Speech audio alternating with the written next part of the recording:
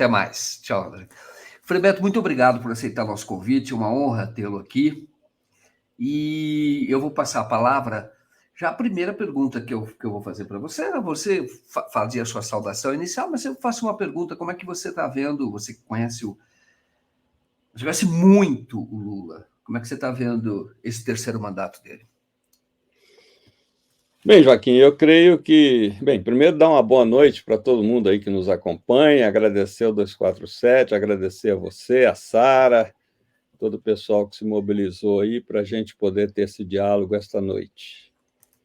E queria dizer isso, são 9 meses de governo, eu tenho a impressão que o Lula surpreende, principalmente na questão da economia, né?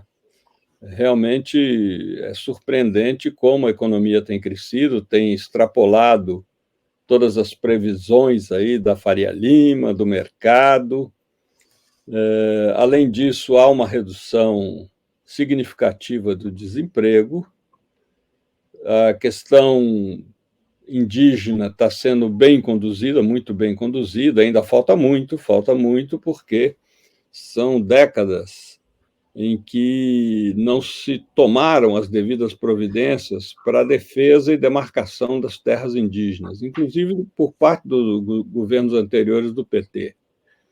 Mas agora há um alerta e também uma preocupação muito aguda do governo, tendo em vista a COP, que vai se reunir em Belém em novembro de 2025. Então, é preciso preparar bem a casa, né, para poder receber delegações de todo mundo e poder mostrar que o Brasil, nessa questão socioambiental, realmente tem dado avanços significativos. Creio que também a maneira como o judiciário tem agido aí na questão do vandalismo, das ações terroristas de 8 de janeiro tem sido muito significativo, com todo apoio do Executivo. E, por fim, eu chamo a atenção pelo fato do Lula, embora tenha 2 tornozeleiras eletrônicas, né, uma que chama-se Banco Central, em que ele não consegue reduzir os juros, porque, na minha opinião, foi uma medida indevida essa autonomia do Banco Central, porque, na verdade, é a soberania do mercado, né, e do mercado da especulação. Então, não é uma autonomia em benefício da economia brasileira, de beneficiar a maioria da população, mas sim defender os privilégios da elite brasileira, que hoje opera, sobretudo, na especulação financeira. E a outra tornozeleira é o Congresso, que é essencialmente conservador, mas ainda assim o Lula tem conseguido, com os acordos, os diálogos, os entendimentos e até alianças, pelo menos neutralizar bastante a oposição. E, com isso, as pautas governamentais vão avançando, né? Até que limite, ainda é cedo para poder dizer, mas até agora tem avançado de uma maneira muito promissora. Vamos torcer, né, para que tudo dê certo. Eu creio que o Lula número 3, ele é um Lula que já tem consciência de tudo aquilo que deveria ter feito no primeiro e segundo mandatos, mas não pôde fazer, seja por vontade política, seja por conjuntura, mas agora talvez ele tenha consciência de que é uma possível última oportunidade. Eu, pessoalmente, disse a ele no dia 1º de janeiro, quando foi a posse, que esse era o seu penúltimo mandato, né? Estou convencido de que ele será candidato em 2026. Ele riu, né? Falou, não, que isso, não sei o quê, mas depois admitiu em público essa possibilidade. Então, creio que realmente isso é bom, até porque neutraliza a disputa de indicação dentro dos aliados do Lula, né? Seja o PT, seja os partidos de apoio, quando não se tem no horizonte quem possa ser o possível candidato, a disputa costuma ser bastante acirrada, e com o fato dele ter admitido em público que pode ser candidato, já ameniza bastante esse debate. Roberto, o que que tem de diferente no Lula? Porque a economia cresceu por conta, o fator novo é ele, porque toda a previsão era crescimento muito mais baixo. Você que o conhece bem, o que que tem? As pessoas brincam às vezes, falam do Lula da sorte. É o Lula da sorte, aquele bonequinho lá, o Lula da sorte. Mas tem, o que que ele tem de especial que realmente, quando ele entra, as coisas mudam? Qual é Olha, essa força?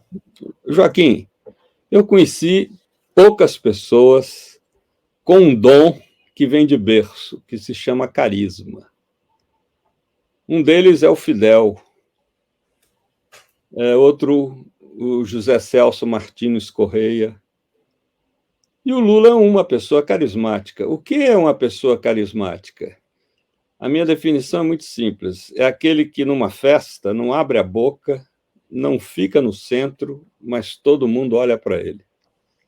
É como se ele tivesse um magnetismo que atraísse as atenções, ainda que não ocupe o palco, não ocupe o centro físico daquela festa. Então, Lula tem esse carisma, ele realmente é uma pessoa carismática e com esse dom. O Fidel também tinha isso, de quando você se aproxima dele, ainda que você o critique, seja até de oposição, você se sente neutralizado. Primeiro porque ele pensa com o coração. Ele é uma pessoa extremamente afetuosa.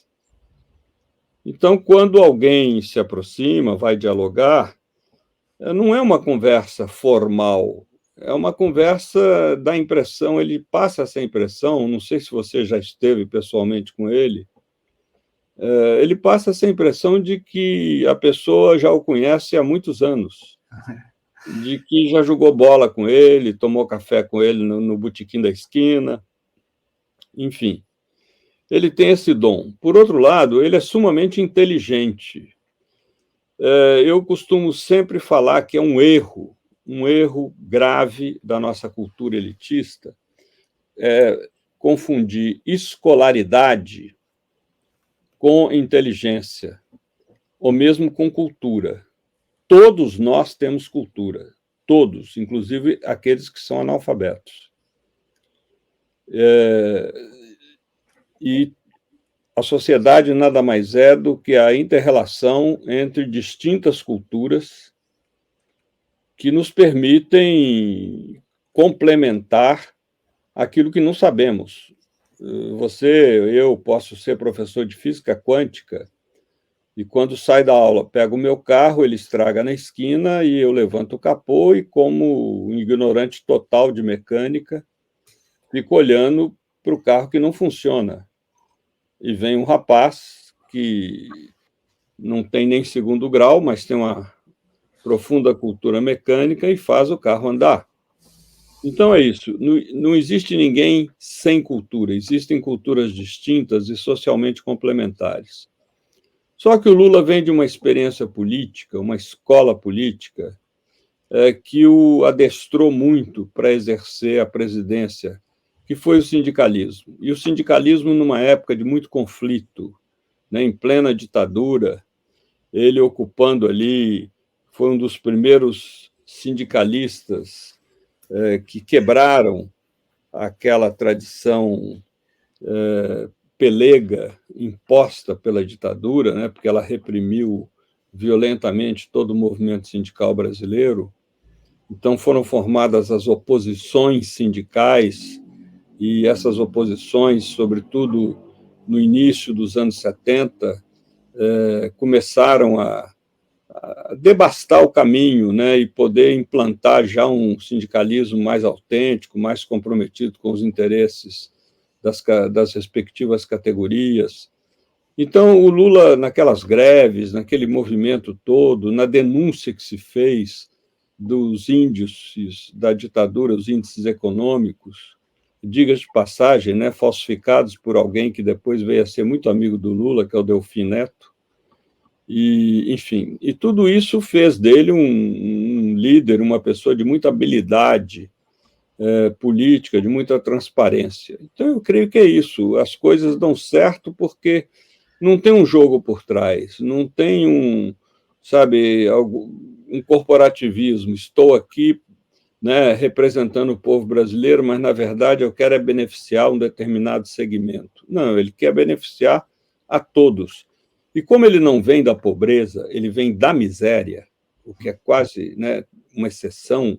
Eu acredito, eu não conheço nenhum outro político brasileiro que tenha. Eu conheço vários que vieram da pobreza, mas que tenha vindo da miséria, eu só conheço Lula.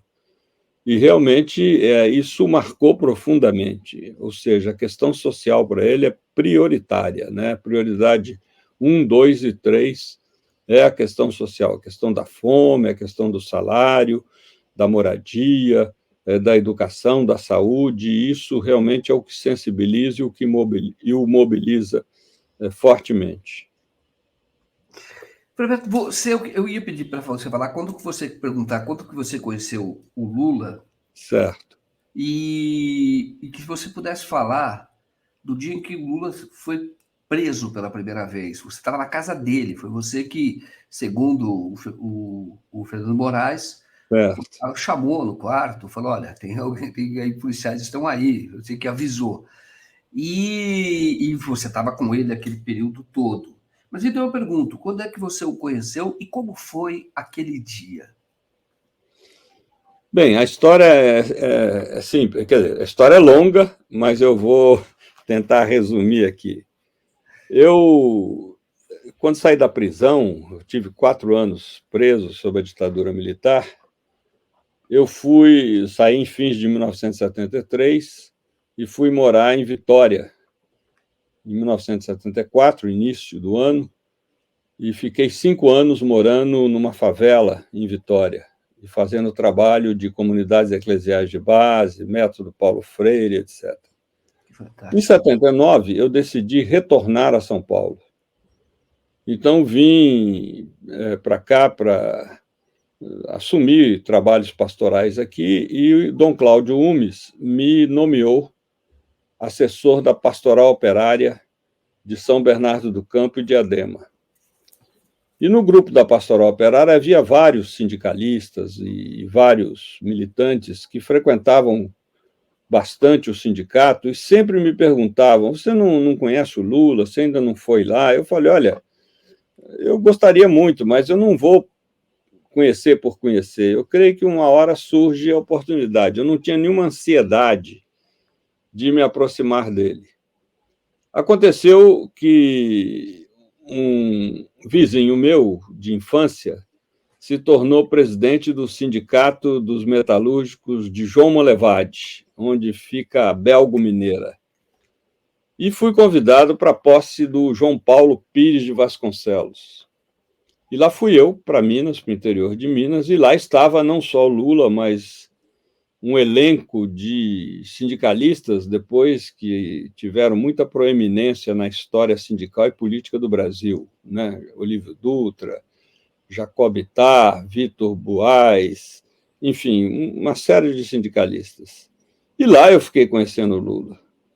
E ele já também me conhecia de nome e me convidou: olha, então, já que você está trabalhando em São Bernardo, vai na minha casa no próximo sábado, próximo fim de semana. Tivemos uma conversa muito proveitosa, porque a minha preocupação naquele momento era a fundação do PT.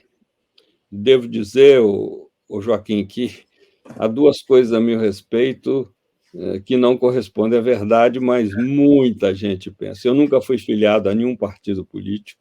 Né? Para mim é novidade. Pois é, para você é novidade, como para muita gente. Nunca fui filiado a nenhum partido político. E segundo, eu não sou sacerdote, eu sou frade sem ser padre, né? Aí pergunto, qual é a diferença? Eu digo, eu sou que nem freira, o que freira pode, eu posso, o que freira não pode, eu não posso. Enfim, aí as pessoas entendem um pouco melhor. Mas eu, então, fui visitar o Lula e, a partir daí, surgiu uma amizade muito grande e, quando chegou o momento da greve, o Dom Cláudio e eu decidimos dar todo o apoio aos trabalhadores, não por uma razão partidária, por uma razão de defesa da vida. Eles estavam defendendo o direito a uma vida melhor, isso é um princípio evangélico. Bem, mas antes eu devo dizer que na conversa em João Molevade, a minha preocupação é que o aparecimento do PT, o que ocorreria exatamente no mês seguinte, 10 de fevereiro de 1980, viesse a absorver lideranças dos movimentos sociais e pastorais. E eu alertei sobre isso. Ele ficou muito preocupado com isso. Falou: você tem razão, não tinha pensado nessa hipótese. E o que podemos fazer para evitar isso? E, em tempo recorde, de uma maneira muito, muito rápida, conseguimos criar uma grande mobilização e fundamos uma entidade nacional chamada ANAMPOS, Articulação Nacional de Movimentos Populares e Sindicais. A ANAMPOS vem a ser, hoje, a mãe da CUT e a mãe da Central de Movimentos Populares. A Central de Movimentos Populares está fazendo 30 anos esse ano, né? Foi fundada em 93 como resultado da ANAMPOS. Quando a Central é fundada, a ANAMPOS desaparece. Mas, enfim, aí tivemos aquele papo, e, com isso, depois em São Bernardo, estourando as greves, eu passei a dar todo o apoio, até por causa da minha experiência de ex-preso político, né? Sabia, enfim, lidar com aquela situação, e policiais e suspeitas, etc., o mínimo de segurança, e de uma maneira muito amigável, mas sem nenhum profissionalismo, também fui oferecer um apoio à família do Lula, né? Ele tinha filhos pequenos, e, com isso, de fato, no dia que ele foi preso pela primeira vez, eu estava dormindo na casa dele com o deputado Geraldinho, né, do PT, deputado estadual. Nós dois estávamos dormindo, fui eu que fui acordá-lo. Havia um puxadinho de segundo andar na casa, e no bairro Assunção, e disse: olha, o pessoal do DOPS está aí, estão te chamando, você se prepara que eles vão te levar. E, quando ele foi muito apreensivo, porque havia muito aquelas notícias de Esquadrão da Morte, sumir com as pessoas, etc. Lembre-se que estamos falando em plena ditadura. E eu liguei para o Dom Paulo Evaristo Arnes, liguei para o Dom Cláudio, e logo eles soltaram a notícia no rádio. Então, o Lula diz até hoje que sentiu um grande alívio quando, no rádio da viatura, ele ouviu a notícia da prisão dele. Aí ele se sentiu aliviado. E depois, por coincidência, também estive com ele na manhã em que ele foi preso em São Bernardo do Campo pela Lava Jato, né? Estava lá, nossa. E dessa primeira vez, bom, depois da Lava Jato, o Lula já era essa figura mundial. Claro. Mas dessa primeira vez, ocorria a vocês o tamanho da liderança do Lula, que ele poderia chegar à presidência? Porque é algo extraordinário. Ele vai, isso nós estamos falando, essa prisão dele é 1980, né? E ele vai chegar... 1980, e ele só vai chegar em 2002. Né? É muito pouco no tempo da história, 22 anos depois, ele se elege, não é? Não, o que passava pela nossa cabeça é que ele era realmente um grande líder, né, com um potencial eleitoral muito grande, porque depois ele foi candidato a governador, perdeu, foi candidato a deputado federal, teve o maior número de votos, participou da Constituinte, enfim, foi se afirmando como uma liderança proeminente, com muito destaque, muito respeito, um desempenho muito combativo. Então, mas sempre candidato a presidente, sempre sendo derrotado. Havia aquela perspectiva. Eu me lembro, eu estava na casa dele na noite da apuração do segundo turno, em que ele concorreu com o Brizola e o Collor. E ele me disse: olha, Beto, eu tenho certeza que o Brizola vai para o segundo turno com o Collor. E foi uma grande surpresa quando saiu o resultado, não o Brizola, mas Luiz Inácio Lula da Silva. Foi uma grande surpresa para ele, né? E, enfim, eu acho que, a partir de um certo momento, a gente intuía que ele iria disputar esse espaço e viria a ser presidente do Brasil, a menos que houvesse um acidente de percurso, né? E esse acidente aconteceu com a prisão dele pela Lava Jato. Ele poderia ter ganho a eleição de 2018, Sim. mas, felizmente, as circunstâncias, a conjuntura permitiu que agora ele se reelegesse. Bom, Felipe, deixa eu perguntar para você uma coisa, quando você tocou agora nesse assunto que ele achava que não ia para o segundo turno em 89. Será que ele não estava escaldado pela eleição de 82? Porque também está na biografia dele. Ele achava que lá ele estava entusiasmado, ele tinha muita popularidade já e achava que ganharia a eleição. Ele estava muito entusiasmado. E ele ficou em quarto lugar, ficou atrás do Jânio, inclusive. E aí, ele disse que ali ele pensou em sair da política, ali foi um baque para ele. Eu tenho que em 89 foi o oposto. Ele falou: não, eu não vou. Agora, em 82, ele falou: eu vou ganhar a eleição, porque estava entusiasmado. E dizem que foi o Fidel Castro que o convenceu a voltar para a política. Como é que é essa história?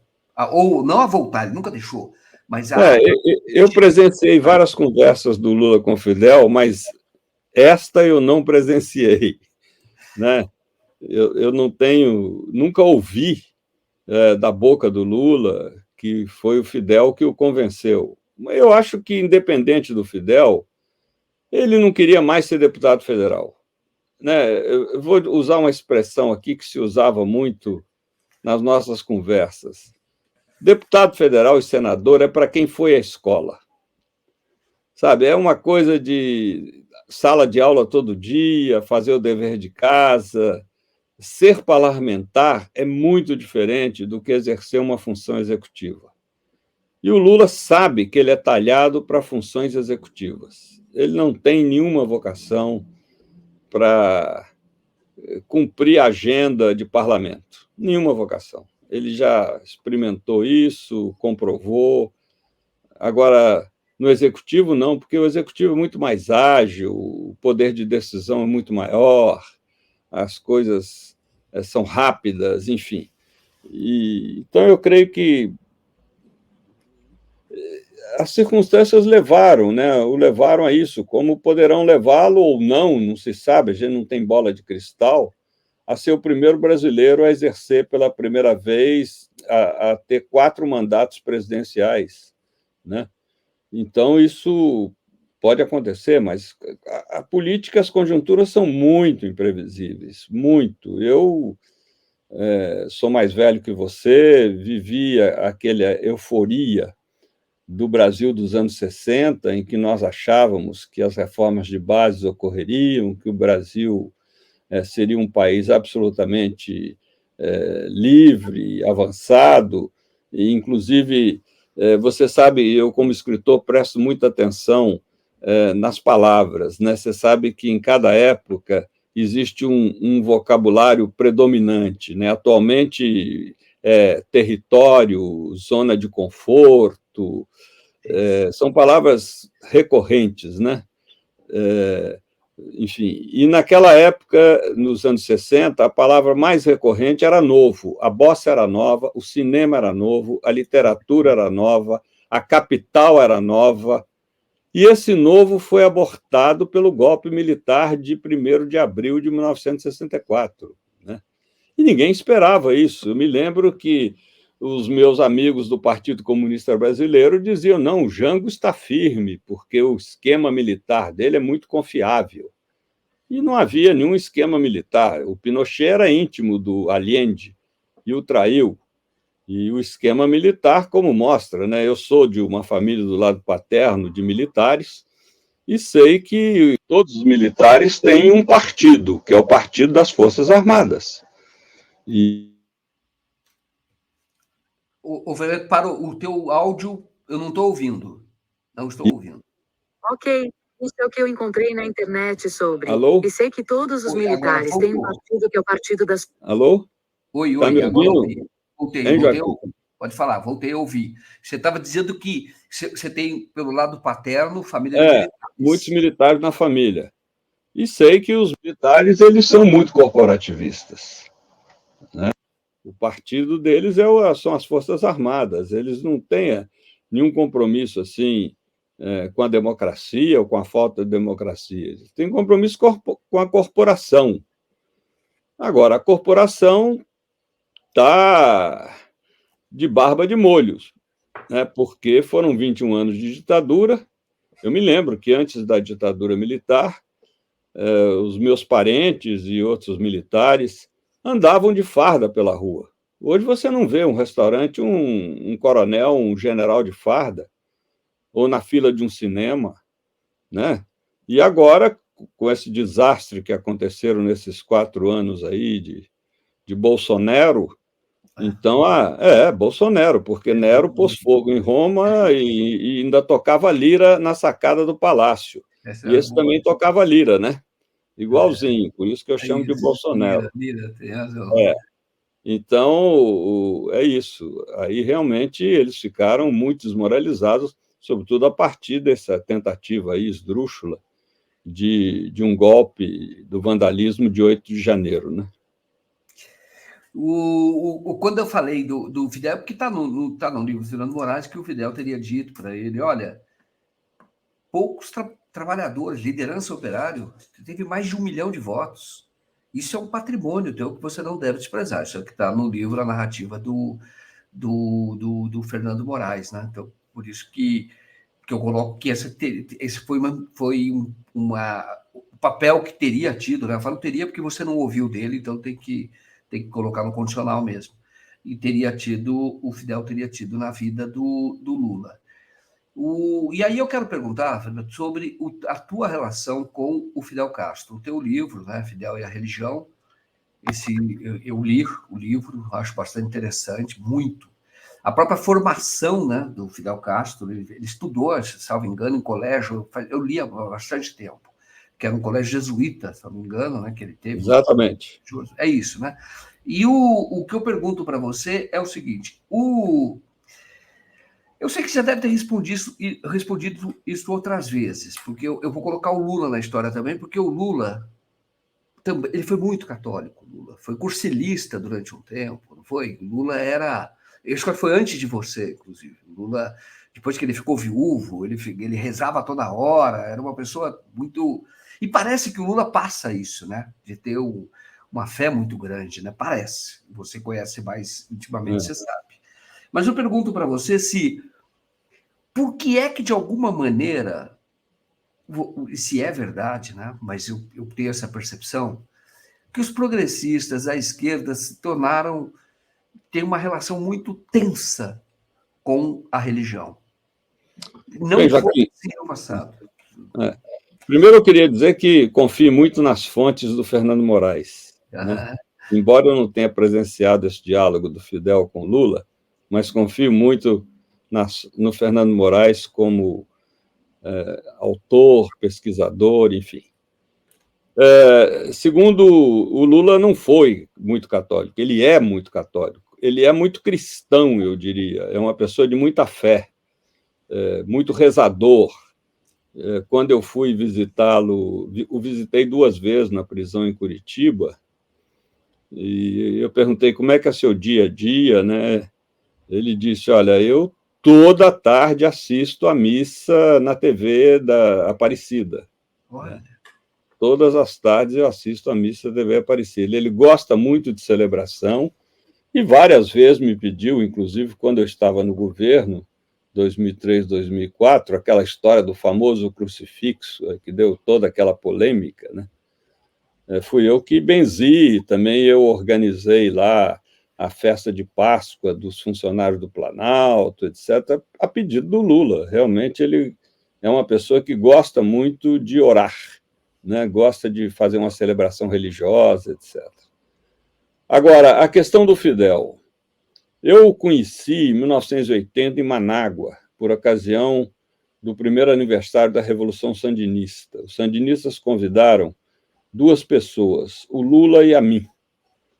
E nós fomos juntos para Nicarágua, para Manágua, e lá vimos o Fidel se discursando na praça, já ficamos satisfeitos, mas fomos convidados na mesma noite de 19 de julho de 80, né, data da Revolução Sandinista, ali era o primeiro aniversário, o primeiro ano, para ir à casa do vice-presidente da Nicarágua, Sérgio Ramírez, que é um escritor hoje rompido com o regime sandinista. E E lá na casa do Sérgio Ramírez, havia muita gente, uma casa muito grande, uma mansão em estilo espanhol, com um pátio aberto enorme, e vimos que ali chegaria o Fidel, pelo o número de seguranças que havia pelas proximidades. E, de fato, o Fidel chegou, cumprimentou a todos nós, e foi para a biblioteca receber os empresários nicaragüenses que estavam temerosos de que a Nicarágua fosse pelo mesmo rumo de Cuba. E, curiosamente, cabia ao Fidel convencê-los de que o caminho da Nicarágua seria distinto do caminho de Cuba, etc. Enfim.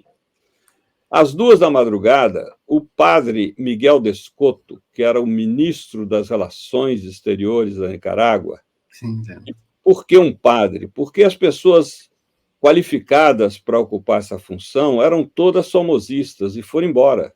E o padre Descoto era filho de um homem que foi embaixador da Nicarágua há 20 anos em Paris, e o padre Descoto falava 8 idiomas, era um homem muito preparado, e ele aderiu ao sandinismo.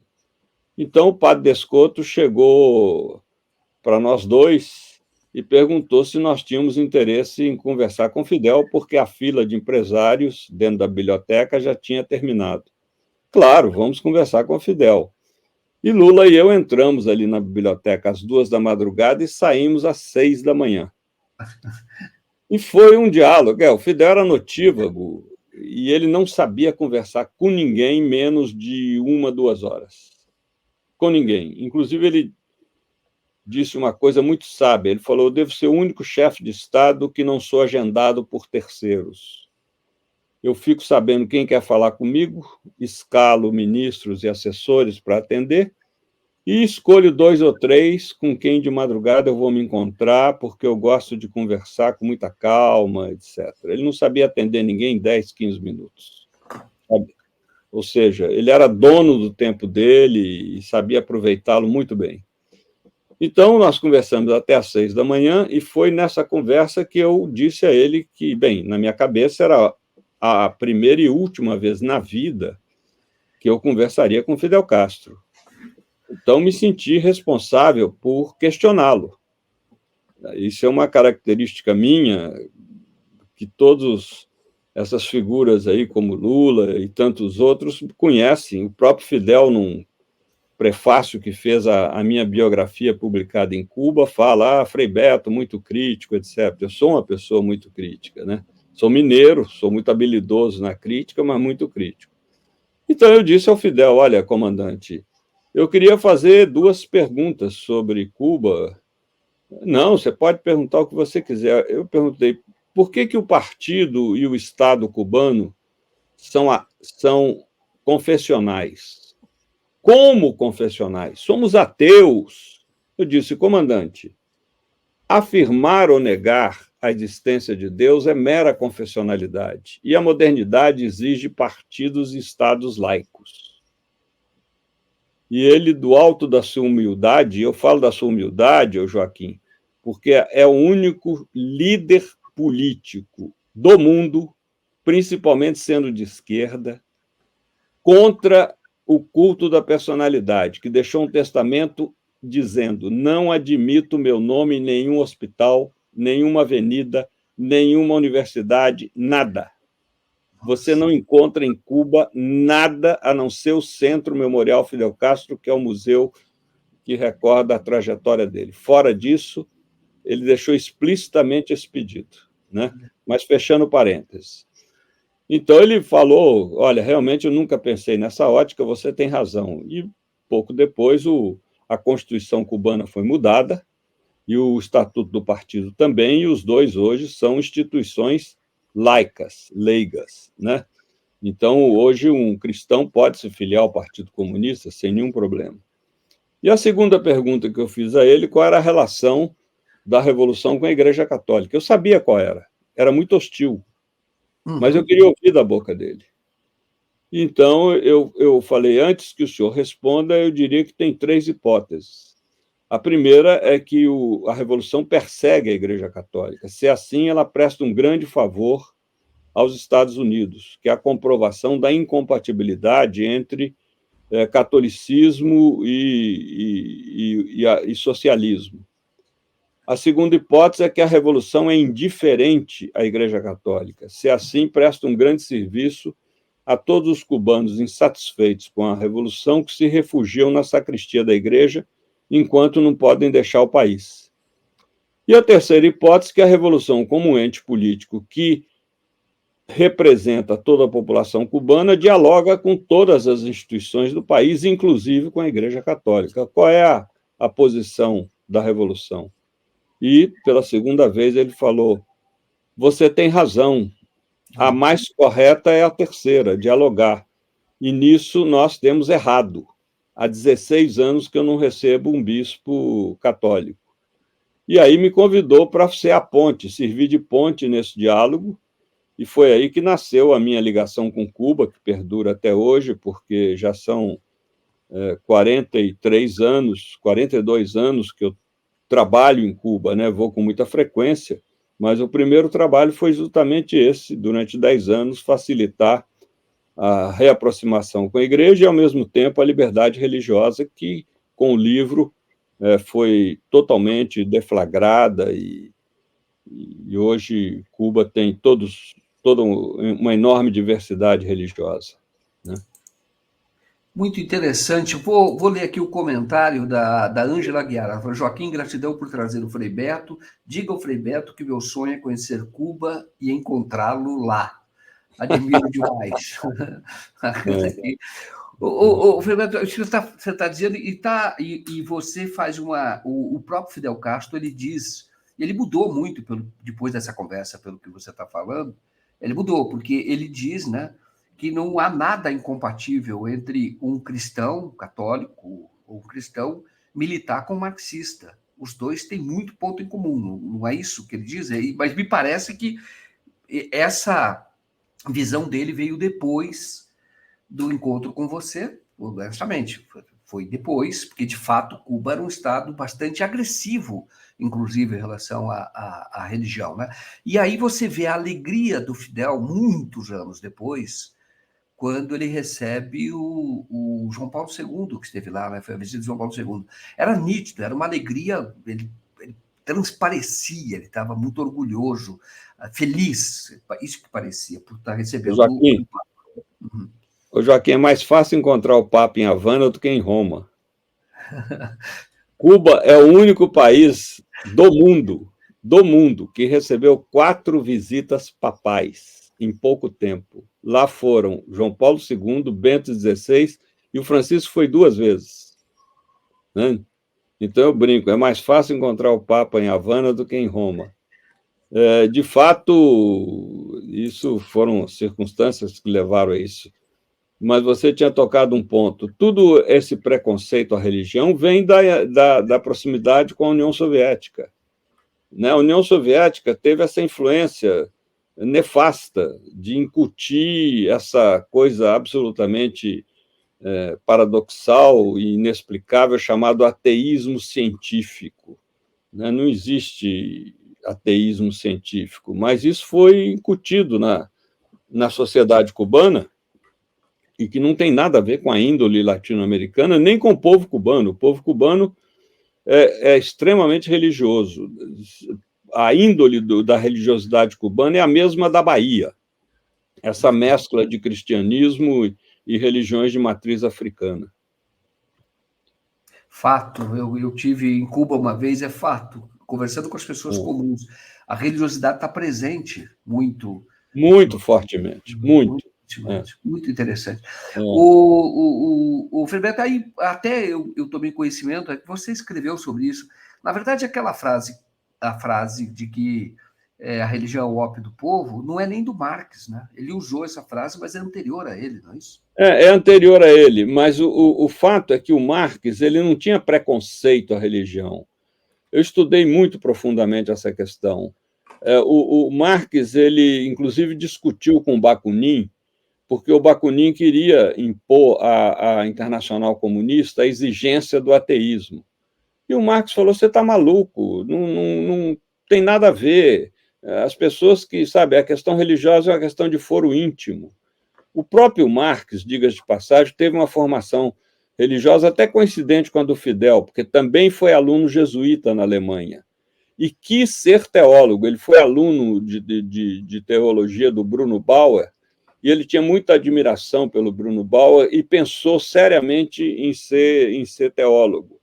Depois, ele, quando se exilou em Paris, é que ele abraçou o ateísmo. A partir do período que ele ficou na França, ele se tornou totalmente ateu, mas muito respeitoso em relação à religião, que, inclusive, ele encara de uma maneira muito coerente com o princípio da dialética. Ele diz: a religião é um grito do oprimido mudo, do calado, é a voz daquele que está emudecido, enfim, ele mostrando que a religião, como o Fidel trabalhou isso no livro também, é como a política, ela serve para libertar e serve para oprimir, depende de como é aplicada, né? Não tem esse princípio de... Agora, você tocou aí no início, quando surgiu esse tema, numa coisa muito séria.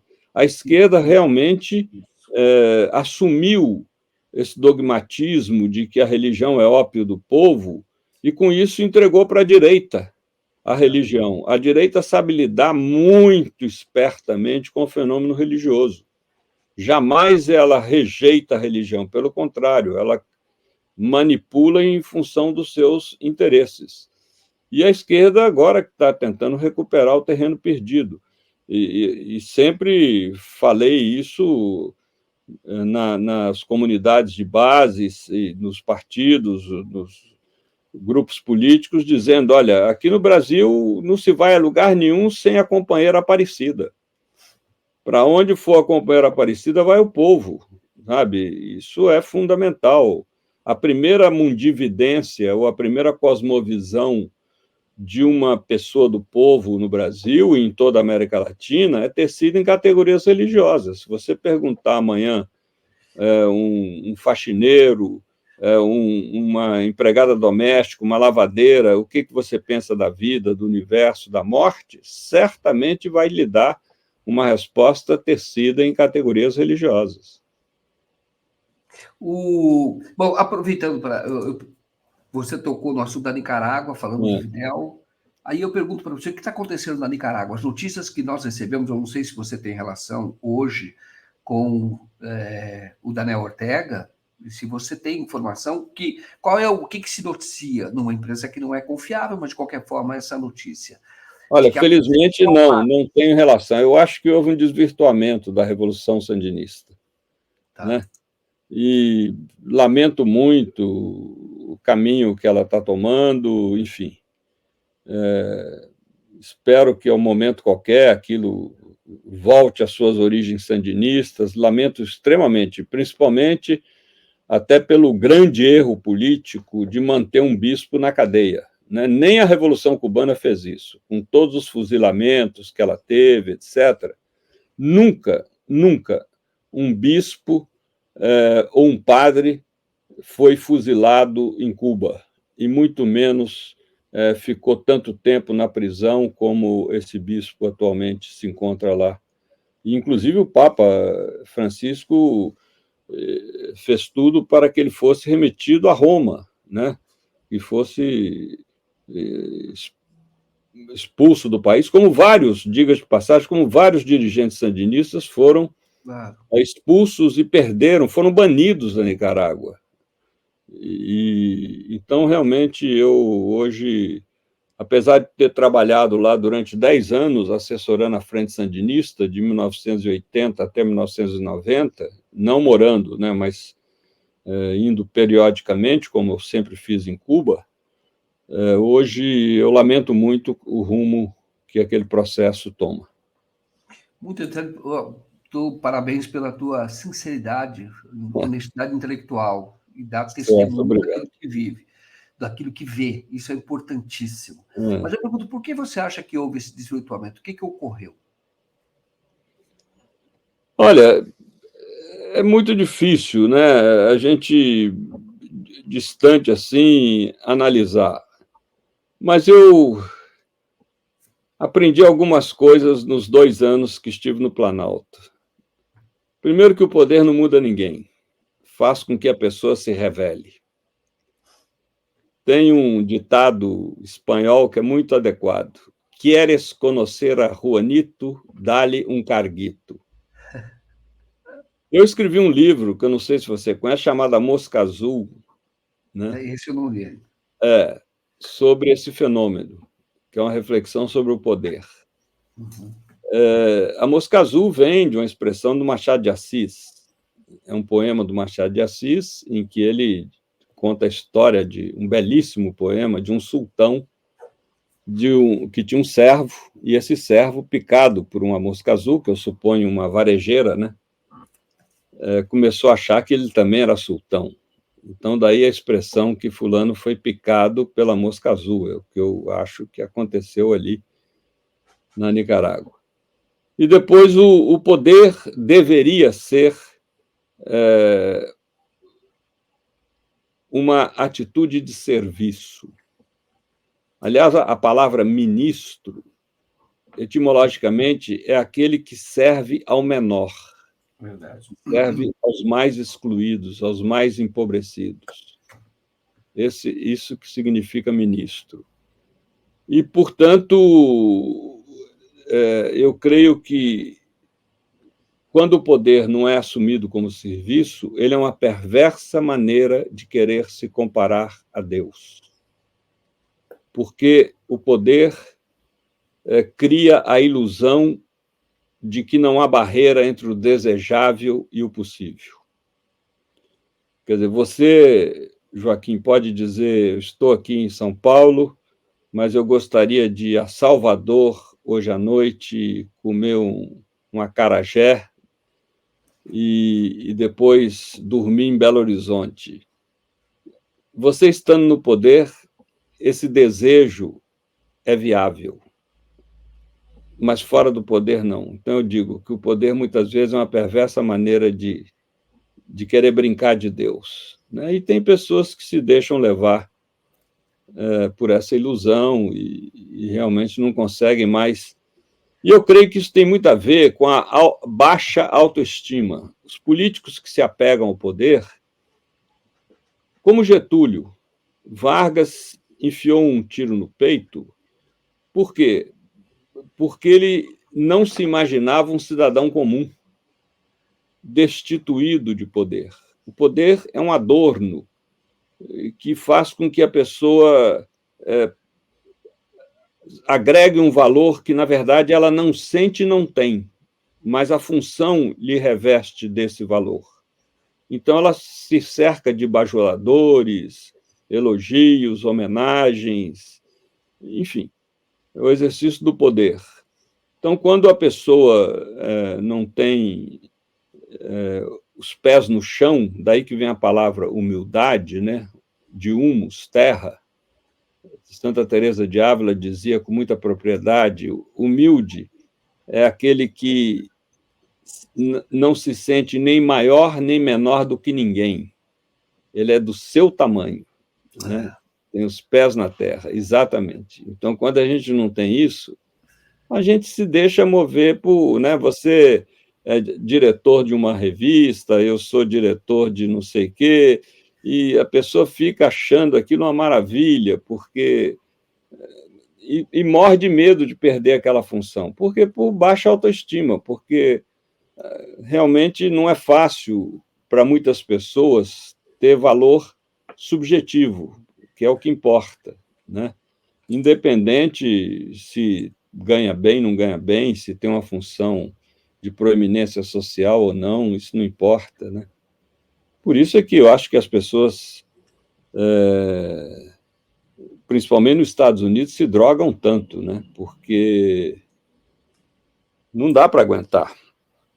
Se você não trabalha a subjetividade, a espiritualidade, o sentido da vida, tem que apelar para a droga para aguentar o tranco, né? Não vejo outro caminho.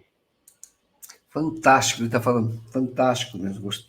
Deixa eu te perguntar o que fazer, no caso, só para a gente fechar Nicarágua, o que fazer para mudar?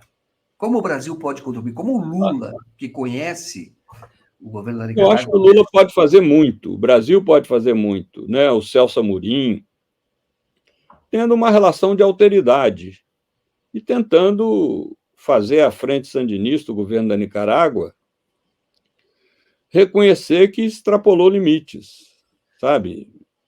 Enfim, ser um pouco mais contido na sua ação repressiva, enfim, eu creio que acho que é por aí que deveria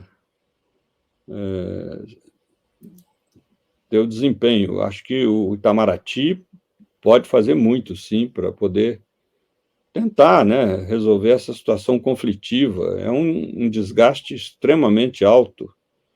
Quando eu penso em vários comandantes sandinistas, como Mônica Baltodano, Gioconda Belli, que é uma grande poeta, enfim, que foram banidos da Nicarágua, a Dora Maria Telles, que foi uma grande guerrilheira, comandante sandinista, ficou presa em condições terríveis recentemente. É muito lamentável, né? Mas outras revoluções também cometeram esses erros e é lamentável. A gente precisaria... Por isso que é importante conhecer a história, né? Para não repetir no presente, não fazer do presente a construção do futuro que já foi passado, né? Isso é fundamental. Muito bom. Fernando, você sabe que hoje, até eu vou perguntar para você, que eu vou dizer para você, hoje eu estou realizando um projeto de 20 anos, 20 e poucos anos, porque eu era da TV Globo, aí um dia você estava num evento, eu me aproximei e queria entrevistá-lo. E você, muito educadamente, disse: eu não dou entrevista para televisão. É uma É coisa que é verdade. absurda, não é? É verdade. Passaram-se os anos, nós estamos aqui, eu estou fazendo essa entrevista, é uma realização pessoal, mas... É verdade, Joaquim. Eu passei a vida inteira recusando entrevistas na TV. Eu digo, pode me acusar, eu tenho muitos defeitos, mas essa vaidade de ser conhecido em público eu nunca tive. Pelo contrário, pelo meu trabalho na área popular, eu sempre gostei de transitar. Como eu te disse, morei 5 anos numa favela, trabalhei 22 anos no ABC Paulista, e poder transitar sem ter o rosto reconhecido é muito bom, né?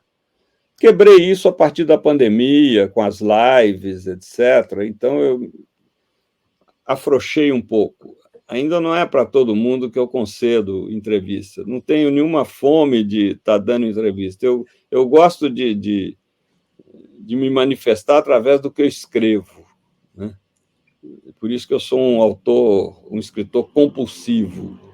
Realmente eu gosto disso, mas às vezes, né, hoje em dia eu já estou um pouco mais relaxado, não sei se é a velhice que vai chegando e a gente vai também ficando mais condescendente com essas coisas. Porque eu acho que as pessoas estão gostando muito da entrevista, está sendo um privilégio para todos nós ouvir um pouco da sua história, do teu conhecimento, da sabedoria mesmo. Então, eu vou perguntar para você que é atribuída a você a indicação do Joaquim Barbosa. Muitos anos depois, como é que você vê esse episódio? Olha, Joaquim, a mim são atribuídas várias coisas pelas quais eu não tenho a menor responsabilidade. Essa é uma delas. Enfim, na verdade, quem é que tem a caneta para nomear ministro do Supremo? Tem muita gente aí apontando vários candidatos, mas só existe uma pessoa capaz de pegar o papel, a caneta e falar: fulano vai ser o novo ministro que vai ocupar o lugar da Rosa Weber. E essa pessoa é o Lula. Não tem ninguém mais que possa fazer isso. No caso do Joaquim, é muito simples. Eu estava, antes da posse em 2003, eu estava na agência da Varig, ainda existia a Varig em Brasília, e havia uma fila muito grande, nós estávamos sentados, e ele se aproximou de mim e falou: você é o Frei Beto? Sim, sou eu, e tal. Eu te conheço, já li, não sei o quê. E começou a conversar. E e contou um pouco. Eu sou jurista, dou aula no Rio, dou aula nos Estados Unidos, e me deu o cartão dele. trocamos cartões de apresentação. E, passados uns meses, o Márcio Tomás Bastos, que era ministro da Justiça e muito meu amigo, entra na minha sala no Planalto e fala: Beto, o presidente está querendo nomear um negro para o Supremo Tribunal Federal. Você conhece algum negro jurista? Eu falei: não conheço nenhum negro jurista. Agora, por acaso, pouco antes da posse, eu cruzei com um professor de direito, enfim, muito capacitado, pelo que ele me descreveu, dá aula também nos Estados Unidos, etc. E está aqui o cartão dele. Morre aí, Joaquim, a minha participação nisso. Eu me surpreendi quando ele foi nomeado. Eu me surpreendi, né? Não pensei que... Enfim. Então, ali, realmente, a lógica, a decisão do Lula foi nomear um negro para o Supremo, né? Até desconfio mineiramente que agora ele não vai usar o mesmo critério para preencher a vaga deixada pela Rosa Weber. Desconfio, né? Mas foi assim. Aí surgem muitas lendas, porque fez aquilo. Eu não fiz nada. É uma bobagem isso de pensar que o Lula se deixa influenciar por uma pessoa específica. Não, o Lula tem uma capacidade que o Fidel tinha também, de escutar muita gente, e não tomar posição. Você não sabe a quem ele está dando razão, mas ele faz a mesma pergunta para vários amigos e assessores. O que você acha disso? O que você acha daquilo? Todo mundo dá a sua opinião, e depois ele decide. Eu acho que está certo, né? É isso que acontece. Então, essa é a história, morre a história. Não, e é interessante que, eu não sei qual a avaliação que você faz hoje, mas, na verdade, é difícil, como você falou, o poder revela, mas o Joaquim Barbosa tinha currículo, de fato, e era uma ideia boa, né? Sim, é uma pessoa capaz, é uma pessoa inteligente, é uma pessoa preparada, né? Então, foi isso. O único problema é que talvez o PT esperasse dele uma atitude que fosse mais alinhada com os interesses do partido no poder. Mas isso, nesse ponto, o PT quebrou a cara várias vezes, né? Porque outros ministros também, nomeados por presidentes do PT, seja o Lula, seja a Dilma, muitas vezes não corresponderam à expectativa do partido em suas decisões. Então, isso, você vê, por exemplo, é óbvio que o ministro Toffoli, até hoje, parece que carrega uma certa culpa, né, de não ter liberado o Lula para ir ao enterro do Vavá, irmão que o Lula mais gostava, com quem ele tinha mais afinidade. Que fato. E, então, sabe, agora não tem como voltar atrás. E qual é o perigo que o Lula representaria à ordem pública? Nenhum perigo, né? Então, outros fatores, não quero citar, porque eu sou amigo de algum desses ministros, mas nem todos correspondem à expectativa que se tem. Presidente, se eu tivesse que nomear uma pessoa para um cargo tão importante quanto do STF, eu só nomearia pessoas de minha absoluta confiança, e vou dizer mais, e confidência. Confiança e confidência, né? Por quê? Porque eu gostaria dessa afinidade. Você não pode, sabe, fazer uma aposta. Você precisa conhecer bem a pessoa para ocupar uma função tão importante como é o ministro do Supremo Tribunal Federal. Perfeito. Nesse sentido, foi muito acertada a escolha do Zanin, por exemplo. Sim. Cujo casamento eu celebrei. Que bacana. Legal. Então, você celebrou também o casamento, eu já estava conversando com o Florestan Fernandes aqui. Também do Florestan. Eu não sei se a bênção pegou. Está casado com a Roberta, então... Que ótimo. Então, isso também a bênção do Zanin pegou. Que ótimo, e foi isso. E ele fala com muito orgulho, Florestan. Pois eu também, tenho muito orgulho casei muita gente por aí, viu? Que legal. Roberto, infelizmente o nosso horário acabou, passamos até um minutinho aqui, mas eu quero te passar a palavra para fazer o encerramento e dizer a você que estou muito satisfeito com essa entrevista, gostei muito. Bem, muito obrigado. Quero agradecer a você, ao 247, que eu acompanho, recebo as notícias todos os dias, as várias notícias do dia, e fiquei muito feliz, né? Vamos guardar o pessimismo para dias melhores, né? Vamos confiar aí nos novos rumos do Brasil, reforçar essa democracia, que é o mais importante, e abraçar a luta pela vida, né? A vida de todos, que o pão nosso de cada dia seja de todos e não só de alguns. Muito obrigado, Joaquim, um grande abraço. Muito obrigado, um grande abraço, boa noite a você, boa noite a todos. Até Boa mais. noite.